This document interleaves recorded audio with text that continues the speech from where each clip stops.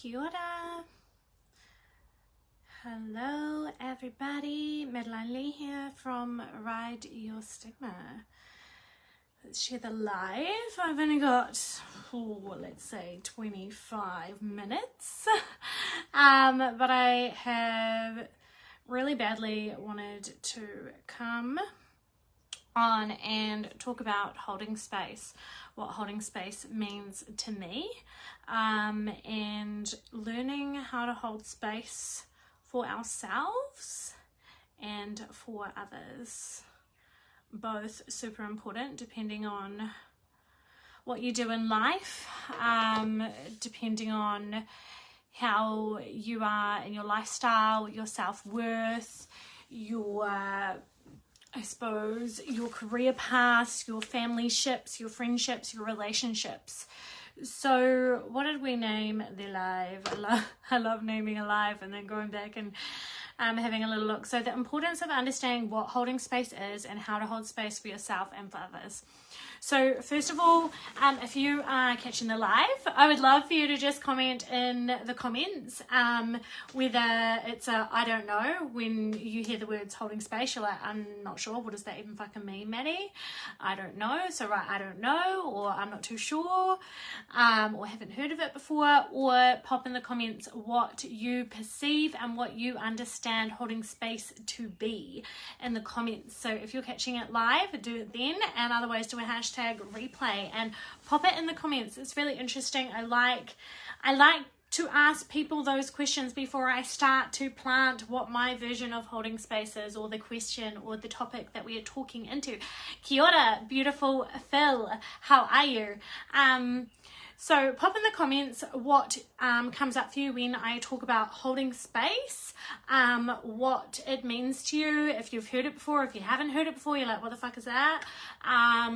Or what your definition or understanding, or what it means to you for you to hold space for yourself, or to hold space for someone else, or for someone to hold space for you, because we all have different experiences, perceptions, understandings, different values and traits in our life that we kind of, I suppose, relate to or consider as holding space. Phil says, I'm well, thank you, my day off. That sounds just delicious. I hope that you're chilling out and doing something good, Phil. It's not my day off. I've got to be on the bus in 30 minutes, but thought I'd jump on live because I have been wanting to come and talk into holding space. The thing that I suppose triggered me, or opened my mind to wanting to talk into what holding space really means for me, is one, because I was experiencing myself trying to outwardly fix people, or give them, catching myself giving people advice or giving people my perception, etc., when they hadn't actually asked for it. Because it's a caring nature, because we love, we're empathetic, we care, we don't want others to go through something that we've already experienced, etc., etc., through our own life experiences, wisdom, intelligence, learning off others, learning off ourselves. So that was one part that kind of opened my mind to wanting to talk into holding space and understanding it more for all of us. And then the other thing was definitely around emotions, expression, and listening to each other.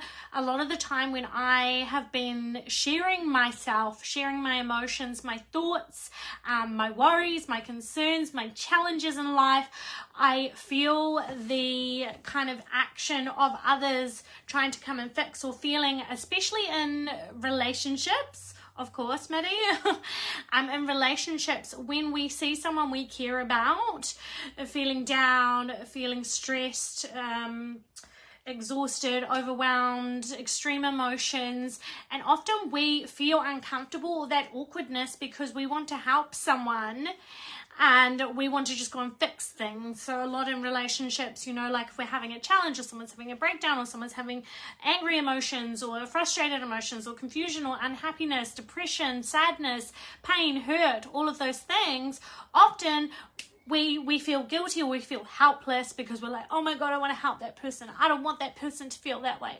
Why are they feeling that way? How do I fix it? How do I help them? And a lot of the time, or most of the time, a lot of the time, or most of the time, no one external from ourselves can actually fix, heal, move through, shift through, process, heal those bits and pieces apart from that individual person, whether it's me or someone else. It is not, no one else can fix us. No one else can fix another, if that makes sense. But how can we support people that we care about in times like these without trying to, oh, I'll fix you, or this thing worked for me, so here, have this thing over and over and over again. How can we actually help? We can help by holding space. We can help and support by holding space. So specifically, I suppose I'm more talking about in this scenario, helping others around us that we love and care about. And then there's a deeper layer of holding space for ourselves, which I find a lot more tricky. It's a lot more easier to hold space for someone else than it is for ourselves.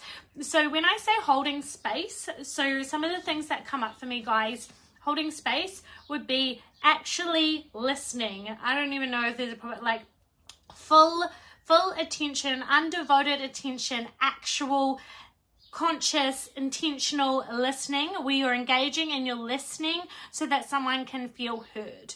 To hold space can be even to just presently, physically sit with another. And even if it's not physical, maybe it might be on a video chat because you're long distance from someone, but sitting with them and being with them can be so potent. Doesn't mean we need to do anything in particular or even say anything in particular either.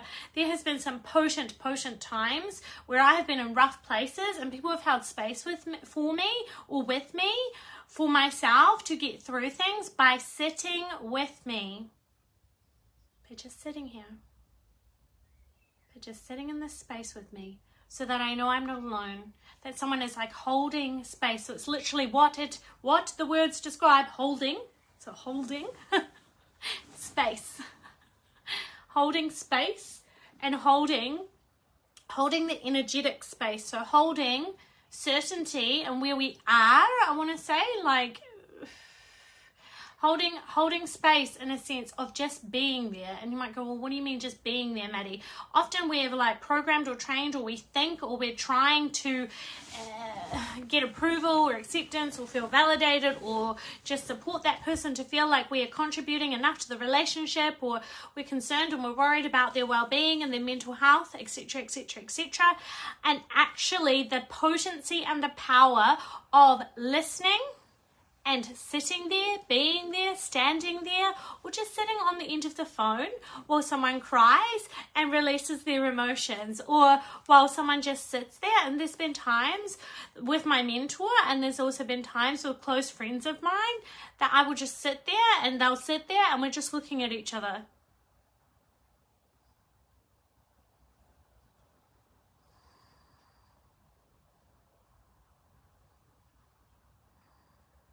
Just like this, just looking at each other and sitting with the energy.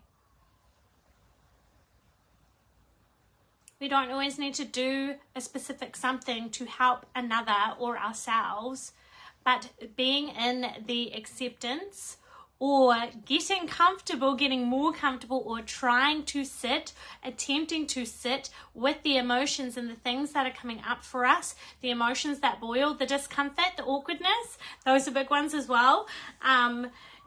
It's like when we hold space, it shifts and allows things to naturally bubble up and, I want to say, evaporate from us. So holding space, when we do it, I'm thinking what I do with my clients and what happens when someone holds space for me. The potency of just being able to release something out of our system, whether it's how we're feeling and not shaming ourselves. So saying that we're getting angry, that we're frustrated, that we're fucking over it, that we're like draining the thread, you know, like if there's been challenges and negativity, or even holding space in a sense of just listening to someone unpack what's been going on for them if they're coming out the other end and they've kind of come through more the negative space, or the more like shadows and the more challenges or negatively labeled space, the death part of a death rebirth, and then coming up out the other side, it's like, oh, like I had a session with my mentor just about an hour ago, and all we really did I say all we really did. All we really did is we didn't work on anything specific today, but we did in a way, because all we did is I unpacked to her what I had shifted, how I had felt, things I had noticed about myself, the observations I had made and the changes and the shifts, and my unwillingness that I've had for the last 2 months, and then stepping through that and then seeing the horizon. So all I did was verbally unpack to my mentor, and she listened and she held space for me. I verbally unpacked that this is what I'm doing, and then I've executed this, and this is happening, and I observed that, and I observed this. And she just sat there holding space with me, fully attentive. I don't know if that's the right word, fully attentive, and listening to every element of what was going on for me, so I could feel heard and seen. And often when we shift it out of our mouth verbally and we're unpacking it as well, then the answer comes into ourselves. So we don't actually need to ask a healer, a mentor, a teacher, a coach, or whatever, but we need them to hold space. Sometimes we are investing in them is because we need them to hold space, but we're the ones actually leading ourselves, if that makes sense, through the holding space for ourselves. When we hold that space and then we spit the words out, and then the words are halfway out of our mouth, and then we go, oh, actually, I already have the answer to that. No, it's just come in, the message, the answer. Oh, and actually me asking that question is my own answer. So then we start to be more self-led in our own life, in our business, in our choices, in our relationships, in our happiness, in our worthiness, in our self-love. It starts to unpack. And this is the kind of stuff that we will be working through in my Elevate program that is coming up in the next little while. So stay tuned. We learn more self-led skills of that. Sometimes we just need someone else that knows how to hold safe space, safe non-judgmental space where we can give all of ourselves, and then also holding space in a place that is, I'm getting like the words, it's all scrambled, but like raw honesty. So when we hold space as well, it's being gentle and sensitive to the person when it is appropriate. So just listening, and sometimes we just need to cry. We just need to cry and be seen and feel heard, and not feel shamed by what we're expressing or what we're feeling, what emotions or where we're at as well. Not trying to change anything. I don't know how those words have only just come out now, but not trying to, like, holding space is not trying to fucking change anything about the current moment or what's just happened or what's about to happen or what's happening in this moment. Not trying to fucking change it, but just holding space that this is what's actually happening right now. Okay, I'm not trying to change anything. I'm surrendering, I'm trusting, I'm letting go. So there is so much importance on learning how to hold space for another, especially if you are working in a healing space or caring for another, or it might be parenting for your children, or it might be supporting a loved one, it might be supporting a really close friend, etc. If we don't know how to hold space for ourselves or another, we're going to get real stuck, because then we just get stuck in doing, and I'm going to fix myself all the time, or I'm going to fix that person. Yeah, this will help them if they go to the counselor and they go to the coach and they do this and they do that and they do this. Eventually, we're going to realize that we're just in a cycle of just trying to fix everything, but we're not actually allowing space for everything to expand, for things to dissolve and evaporate out of our space, and actually make that expansion and space for the stuff to come out, so that we can make fresh new space, and then the new recalibration, the new recoding, the new ways of being, the new programming, the new lifestyle can then come in underneath and then elevate up through us, if that makes sense. So learning to listen, that was one of my key points. I'm going to get off in a minute, but learning to listen. So actually learning to listen with all our attention and just holding energetic space. And there is going to be 100% awkward moments like before, where I just stood there and I just looked. So looking, eye contact, looking at someone. So what do we call the sitting method? Phil, you will know about the sitting method. So almost like holding space, but intertwined with sitting method that Hannah taught us as well. So it's like sitting there, sitting there in that awkwardness of discomfort. And a lot that I have learned this year as well is that sitting in silence really made me uncomfortable, because I felt like to reassure myself, to reassure other people, to feel approved, to feel accepted, I need to always have something to say, la la la la la la la la. And so sitting in silence was really, really challenging for me and really, really awkward for me, until I got to a point where I was like, actually, I don't need any validation. I don't need to, realizing that, noticing it, observing it, and then going, actually, okay, I just need to observe. I just need to sit here right now. Okay. And this person just needs to vent. They need to, what do we call it? There's one of my girlfriends, and we always say, oh, vent vomit. Vent vomit, like a verbal diarrhea, but like a vent vomit, because it just all needed to come out. We needed to purge it out, like it was all trapped in here, and we just needed to get it out. And we don't necessarily need anyone to say anything, to reply, to validate us or anything like that. But when we actually verbally get the words out of our mouth, the feelings and the expression out of us, it's just something really different.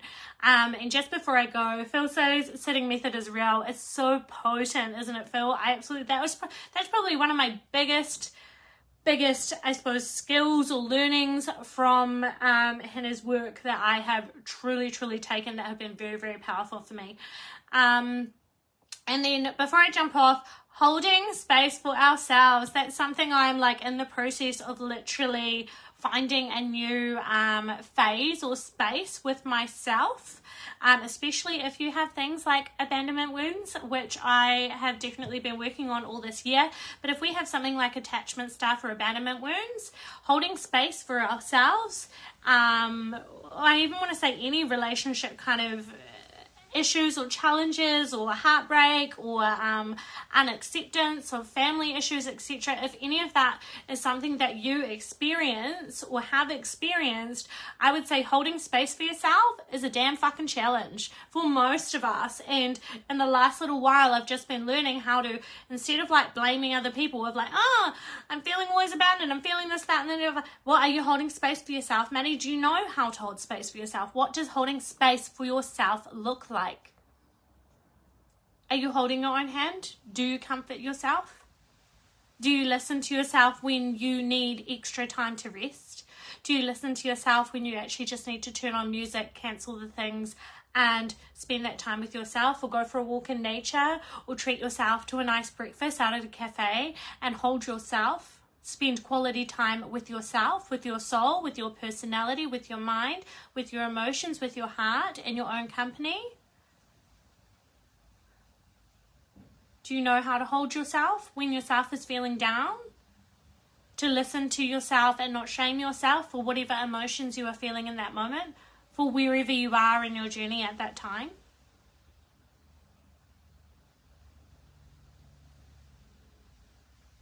And then the big message that's coming through right now. Yeah, but Maddie, how the fuck do I learn how to hold space for myself? Practice. Repetition of practice over and over and over again, because we strengthen each time. When we fall or we break or we smash on the ground and everything falls to pieces and we're in tears or we're challenged or we're like, oh, this is really stressful, this is really busy, or this is a lot, this is huge. Every time that we have anything like that, or a death rebirth, or we're having the waves of life up and down, it's like every single time we go up and down in those waves or those death rebirths and all of the things, the life changes, the grief of anything that's going on in our life, every single little thing that we go through, we strengthen just a little bit more, and then a little bit more, and then a little bit more, and then a little bit more, and then a little bit more, and repetition of practicing it, and then eventually we look around and we're like, oh, okay, it's been 1.5 years since I started this journey of trying to hold myself, intentionally like sit there with myself, my emotions, my own company, and really ask myself, what do I like? What do I enjoy? What don't I like? What do I actually do for myself? When do I actually put myself first? Do I ever put myself first? Have I ever? Do I even know what putting myself first is? When we sit there and we unpack it and we practice it over and over and over and over and over in habit, it strengthens, and then you will find your own, it's almost like your own creation of what holding space is for yourself, for you. What it means for you to hold space for yourself And a lot I'm getting is like, a lot is boundaries. A lot is boundaries. And this is something that I'm shifting a new level at the moment, is like boundaries of, can I actually put myself first? I constantly, and I don't know if it's a woman thing or if men get it too, but constantly it's almost like that mother nature that I always think, oh, but I want to accommodate that person, and I want to, oh, but that person's doing this, so I'll change my thing so that it fits their thing. All the time, constantly. And just lately in the last couple of weeks, I've just gone, nah, fuck it. Do you know what? I want it at this time and I need it at this time. That's it. I'm putting myself first. And it's not being cruel, it's not being harsh, it's not being uncompromisable. It's just saying, okay, I need this, and this is what needs to come first right now. So I'm holding space for myself by putting myself first, which many of us battle with big time. I'm going to jump off now so that I can catch the bus, because I'm working at the ice cream place this afternoon. But maybe just have a little thinking point on holding space, what holding space is for you, what has come up for you today, what boundaries or what putting yourself first types of choices can you make in your life this week. Every day, can you check in the morning or at lunchtime and go, have I put myself first today? How have I put myself first today? And you might go, oh, well, no, not at all. So how can you now? And not in a selfish way, or the way that we perceive selfish to be, but in a way of, I'm putting myself first so that my cup can be full, so that I can hold space for myself. Because if I can hold space for myself, I don't have to run around trying to fix myself or look for approval and acceptance in every corner. Or will I be enough when I make this much money, or do this career, or when I level up, or get that promotion, or when I move cities, or when I get that flash car, or whatever it is. We don't have to look around trying to fix ourselves or like build acceptance and look for that validation, whether it's in ourselves or externally, because we're learning to hold space for exactly where we are in our journey at that given time in that moment. Okay, beautifuls. Love you dearly, and I will see you again soon.